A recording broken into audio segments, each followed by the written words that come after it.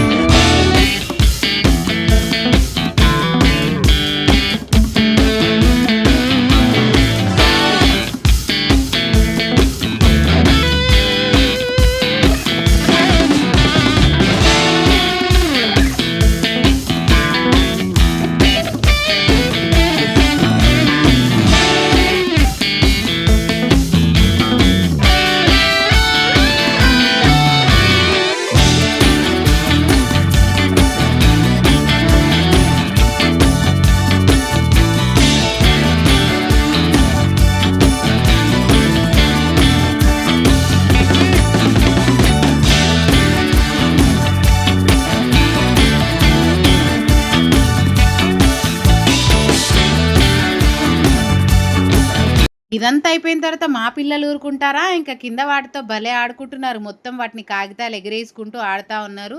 So, ఇలాంటి ఫంక్షన్‌కొచ్చినప్పుడే గదా పిల్లలకి ఫ్రీడమ్ దొరికేది. పిల్లలు ఆడుకుంటారు అని జెప్పేసి నేనైతే ఇంక వదిలేసాననమాట. సో, ఆడుకుంటున్నారు. అలా కెమెరా ముందుకొచ్చి ఇలా చిల్లు చిల్లు అంటున్నారు. సో, ఇంక ఆడుకోనిలే ఇంక డ్రెస్సులు ఖరాబయితాయి అని జెప్పేసి మళ్ళీ చేంజ్ చేశాననమాట. కాసేపు ఉంచి డ్రెస్సులు ఖరాబ్ చేసుకుంటారని జెప్పేసి నార్మల్ డ్రెస్ అయితే వేశాననమాట. సో, ఇలా కలర్ పేపర్స్‌తో అయితే చాలా ఎంజాయ్ ఈ వెల్కమింగ్ ఎలా ఉంది? బావుంది గదా! అదిరిపోలా? చాలా చాలా బావుంది గదా! సో, ఇదనమాట. ఇంక పిల్లలందరూ ఒక దగ్గర గూడితే ఇంకెలా ఉంటది? అస్సలు మామూలుగా ఉండదనమాట.